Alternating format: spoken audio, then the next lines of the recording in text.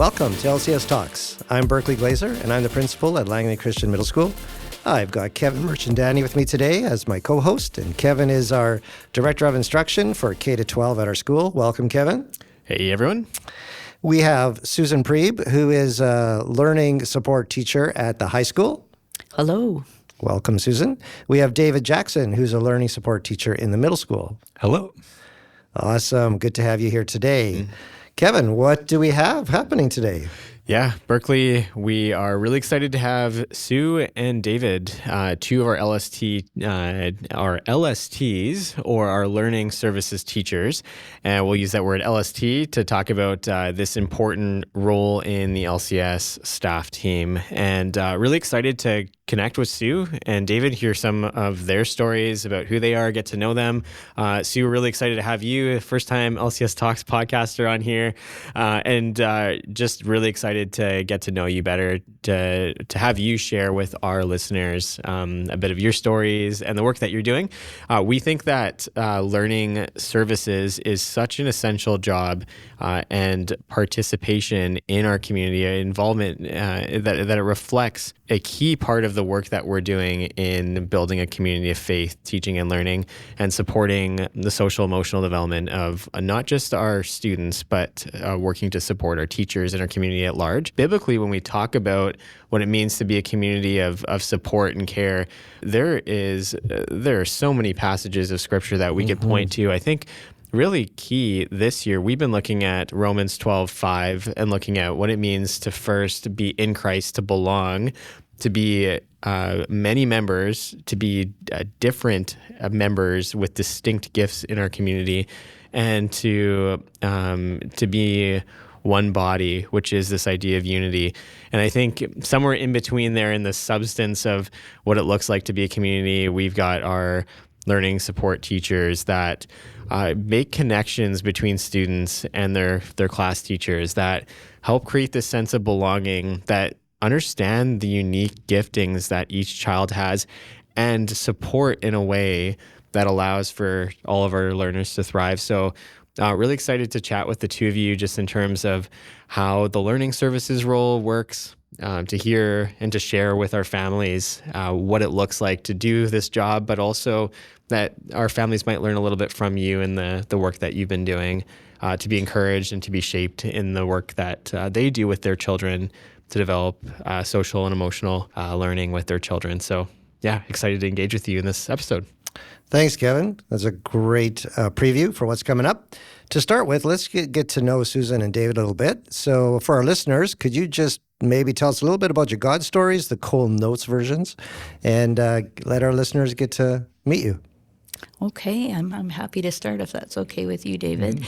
I was born in Manitoba to immigrant parents. They came from Germany on a ship with a 9-month-old baby, my older brother. So I was the first one born in Canada.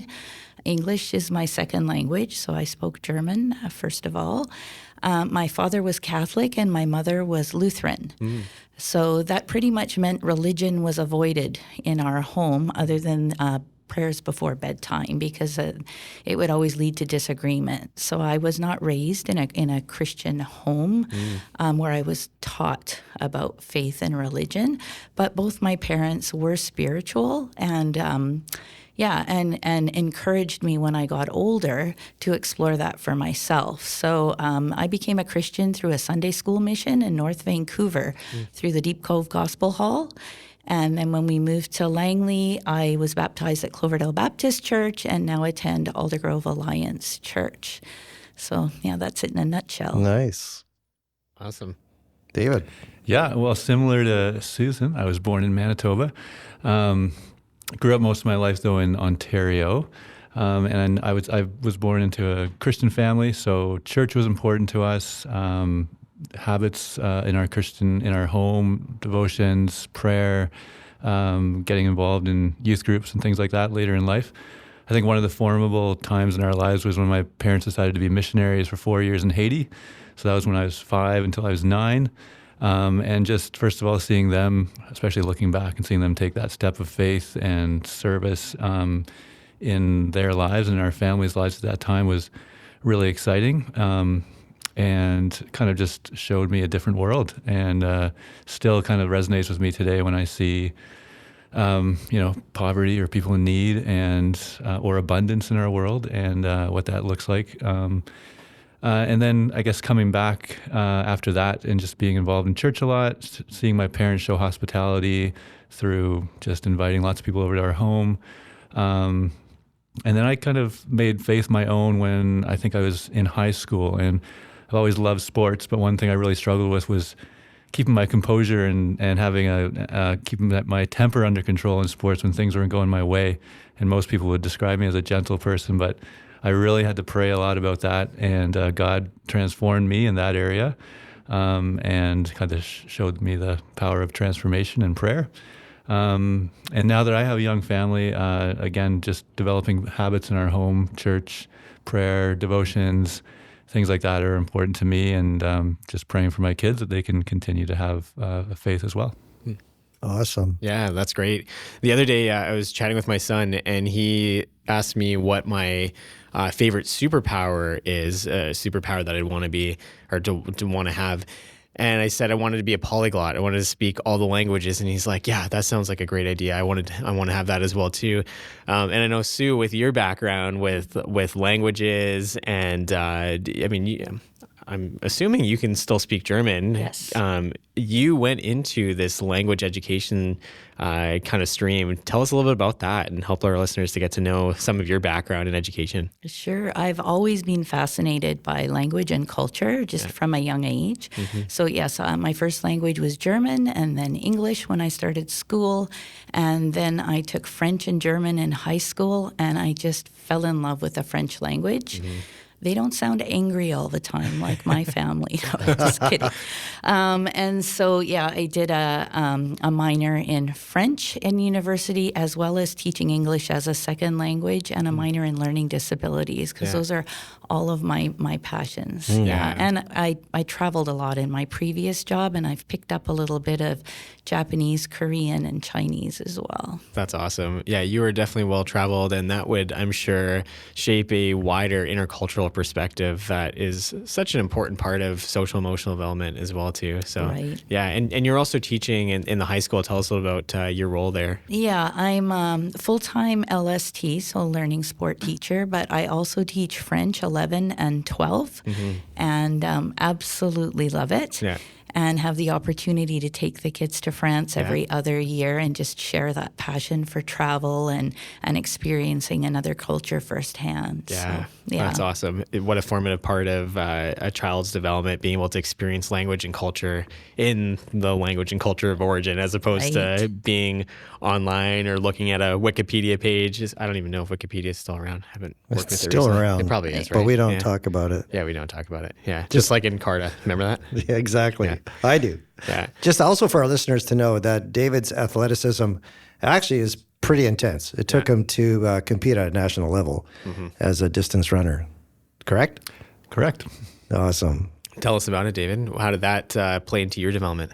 Yeah, like I actually picked up running a little bit later in life, so I loved all sports going through high school and in university, and then just got kind of inspired by watching a friend of mine run a marathon when I was in my early 20s, and kind of made it a goal, let's try to run a marathon. But then I guess kind of got that bug and that desire to improve. It's one of the nice things about that sport is you can kind of improve a little bit each time, and you can see yourself improving and set goals for yourself. And so that kind of took off into just pursuing it for probably a good 10 or more years, and just loved having that opportunity to pursue something that I could continue to set goals for, which of course, relating it to the education space, it's like it's how we want our students to be able to set goals and have resilience and pursue things. So I think it kind of relates well to kind of what I'm doing now. Totally. That's awesome. I'd love to even hear more at some point. We've had conversations about how you bring that passion to your children and what that looks like when you're super passionate about it and you want to see that part of their development. So for another conversation, but would love to hear a little bit from each of the two of you. How'd you end up in your LST role? And maybe tell us a little bit about what you are excited about this year that you're doing in particular. And then we'll dive into some of the responsibilities that you have. Sure. Well, LCS is the first place I applied to for a teaching position after I graduated from SFU in 1985, so a long time ago. But back in those days, there were too many teachers and not enough jobs. And so it was very difficult to find a teaching position anywhere in the Lower Mainland. So most of us went up north or to other provinces. And I ended up in Ontario for a few years. But when we moved back, we had a son who was ready to go to kindergarten, and Mrs. Van Brummelen was a legend. Yeah. So there wasn't even a discussion. So he came to LCS for kindergarten and grade 1. And then we ended up getting transferred back to Ontario with my husband's job. And we were there for a few years. And when we came back here, I ended up getting a job at Trinity Western University, and I worked there for 22 years teaching international students and recruiting and marketing internationally for the university. But with the pandemic, that program closed down when the borders closed down. So I was enjoying life at home there, trying to have a little break, and Tanya LaRosa messaged me and said, "You need to apply to LCS." And I don't know, something within me just thought, yeah, maybe this is the time, because I'd always thought I would end up here, and here I am. So I'm very, very happy to be here. Very cool. That's awesome. So, David, tell us about how you ended up in your role.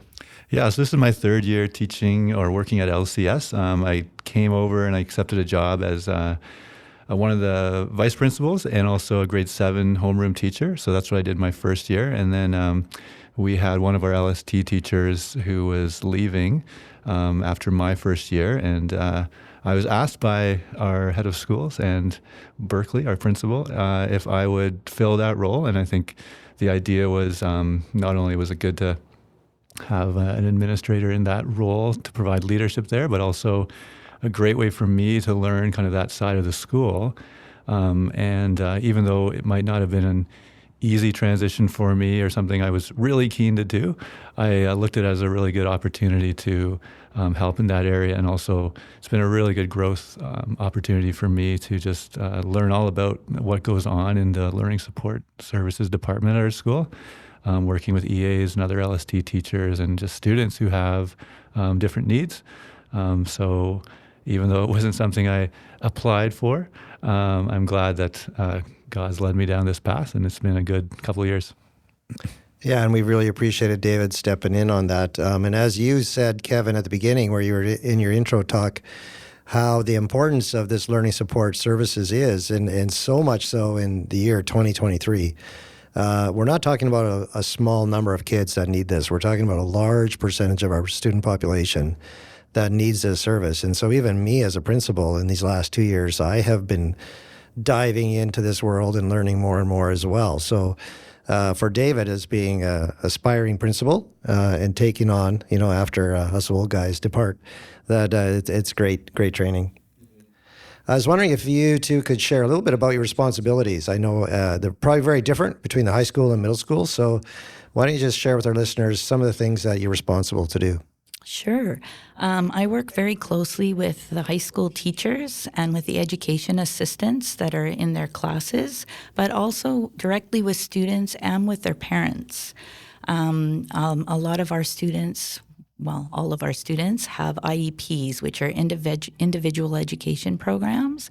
And so I help create those with the students and the parents, and then monitor progress on those and report on them as well. But the most of my day is spent just building relationship and building trust with the students that I work with, so that they will share with me sort of what their struggles are, or honestly how I can come alongside and how we can help support them in their learning needs. Mm-hmm. So tell us a little bit about how you're working with our teachers. We want to provide an environment where we talk about UDL or Universal Design for Learning, some of those principles, but also provide a space where each of the distinctive needs that a child might have is met in that classroom environment. How are you working with teachers in that kind of supportive kind of relationship? Right. UDL is the goal, Yeah. but we're still in progress. Yeah. So there's a lot of sort of coming alongside. So we do push-in support in our classes. So Yeah. I try to spend time in different classes every term with different teachers and just collaborate with them and kind of help them to sort of see the students that aren't thriving and kind of collaborate with them. How can we help this student to thrive in this environment? And every class is unique and different because every student is unique and different. So it's not like we can just send a memo out and say, hey, can you try this or try that? It's sort of an ongoing thing. And so, yes, we love to collaborate with our education assistants, with our teachers, and also with parents too, just to see how we can help kids to feel safe and to find success in our classrooms. Awesome. Yeah, at the middle school, some of the same things that Sue mentioned. Probably the two main things that take up our schedule during the day for the learning support teachers is having IEP blocks with certain students. So some students are not in regular classes such as French or band, and so there'll be a small group of students that we work with during those blocks to support their academic goals and their goals on their individual education plan. And then the other thing that Stu mentioned was the push-in support. So we'll be an extra teacher in the classroom to assist teachers and to support students throughout the day. And then also just provide leadership for our EAs, our educational assistants. So setting up their schedule at the beginning of the year and then just providing them with guidance on how to work with students well.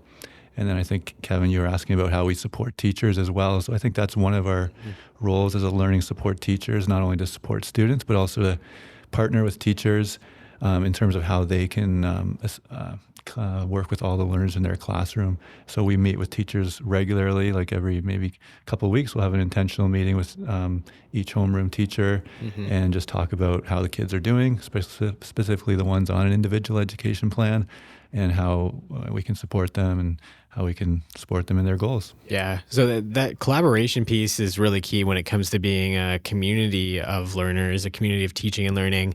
Wondering as well, too, like, are you working with teachers in terms of curriculum design? Are you looking at assessments? Is it more instruction? What does it typically look like in terms of the areas that you're supporting teachers in? Again, it kind of is different with every teacher because some courses are a little trickier to do unique things with. Yeah. So like for sciences, for example, when they're doing labs and different things, it's more structured. Yeah. But we also have a resource room where we can take students one-on-one and look at that as well. But yeah, we are involved in our PLC times. We share ideas and work together on curriculum.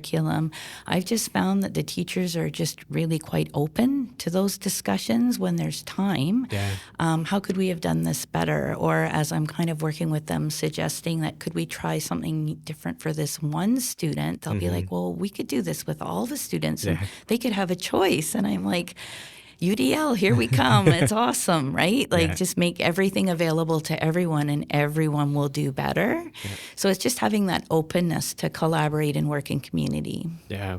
Okay, so we're talking social emotional development. How does a community like Langley Christian work towards supporting all of their learners in that kind of task? What insights do you have? We have a really unique system in the high school that's fairly new. I think we're in our third year with the house system. We have 3 houses, Cedrus, Fraser, and Aries, and we have house directors. And their mandate is mostly social, emotional support for students. We also have a counselor and a new youth care worker this year. So we're well equipped with people. It's just coordinating all of us so that we're all working together as a team and not so much overlapping. We can spread out and meet lots of needs at once. And it's really come together. I feel like we're all on the same page and working together. And the students have noticed it too. I feel like the students feel really supported. Awesome. What are you seeing, David? Yeah, so at the middle school, I'd start with at the beginning of the day, we have homeroom time in classrooms. And I think that's a way to support learners, give them a connection person, specifically from a Christian standpoint, having devotional time, prayer time. And then we also have something called connect groups where every couple of weeks, kids will meet with a certain teacher, and there'll be some grade 8, grade 7, grade 6 kids of the same gender in this group, and they'll talk about either something fun to do together or something more related to social emotional development or character building. And then also, as Sue mentioned, like we have to support social emotional needs, we have anywhere from the LST teacher to our youth care workers to our counselor. We also have some social groups that meet at lunchtime to provide support for certain students. And yeah, I guess from a Christian standpoint, viewing every student as an image bearer of Christ, and how can we support them in all their various areas, not only academically, but social and emotional is also important. So how can we support them in that area? Yeah, it's really easy to see a department like this as a deficiency or a deficit or something that you're trying to introduce as a way of bringing up to a particular standard. And I think that image-bearing example, that theological truth, is so vital for a community to understand, because it means actually that our inherent value doesn't come from only our differences or what appears to be something that is unlike the standard. And that's just not the case, that every one of our students in our school community reflects something beautiful about who God is. And our job perhaps is to understand that better and to be a community that, and maybe we can only see that in the context of community. Maybe we actually aren't able to see that only when we're individuals looking at one another, because we don't actually have a communal way of understanding how to care. Maybe we don't actually get at what it means to take up the great commandment of loving God, loving others, without having that space to be able to do it. So I think that's a really important point for a community that's striving to love all of our students, to make sure learning takes place for all of our students, and to support them where they are at with their needs. So yeah, I think this is a really important conversation for a community in terms of not just the structural pieces that we introduce, like having learning services teachers, but being able to say we want to see every child succeed wherever they may be at, that they're involved in their learning journey, and that families are hopefully going to be supported really well here. We want to make sure that that every child is seen and known, and that's a big part of creating an IEP. It's a big part of working together as a collaborative team, and I think it's a part of our work that we have ahead in our own professional development as a community as well. Yeah, definitely. That's awesome to answer the how. My question kind of has two parts, the why and the what. Let's start with the why. So why is social emotional development so important? Well, if students are dysregulated and they don't feel safe, or if they're depressed or have anxiety, they cannot learn. Like, science has proven that over and over again. So if we're here to help students learn, then we need to make sure they're physically and emotionally in a place where that's even able to happen. Yeah, maybe just to add a little bit to Sue's answer is, again, just viewing the connection to the whole person. So you have different areas, whether it be academics or physical or social, emotional, spiritual. And so if we want to take care of the whole person, how do we do a good job at taking care of that social, emotional side too, and which also relates to the other areas and how they can thrive as a whole person. That's great. And then the second part is the what. And we want our listeners to be able to walk away with something. So is there strategies that you've picked up along the way that you can encourage our families to explore and to work with in their children's learning journey? When I'm getting to know our students, I always look for their gifts and their strengths first. And once I find gifts and strengths, I always try to make that the focus first. It helps them to view themselves as being a beautiful creation of God, of having value, of being able to contribute. And then everything else seems to get easier once you get to that point, right? When they feel like they belong and that they bring value to the community and are valued by the community, you can make a lot more progress than when you're just focusing on the things they're struggling with and the challenges. That's a good point, Sue. I think we sometimes get at this kind of narrative or movement of first there's behavior, and then there's belief in what you're about, and then there's the sense of belonging that we're trying to create. But I think what you're maybe even saying is like these children, these kids at our school, these families, they belong first, and then we'll start to figure out what the belief looks like. How do we shape their faith? How do we interact with the Spirit to help us in partnership, and how do we create this set of practices and behaviors of looking more and more like Christ as well too. So I think that's key, that belonging piece. And if we can get that right of acknowledging their gifts, helping them to have an understanding of their identity, which is a huge part of our Bible curriculum and probably a huge part, I'd imagine, of the conversations you have on a daily basis of who am I? Am I valued? Is what I bring to my classroom space going to be accepted? That question of belonging is probably huge, I bet. It is. And I've never met a student who doesn't have a strength and doesn't have a gift. It just takes time sometimes to uncover them. Yeah. Awesome. Yeah. David?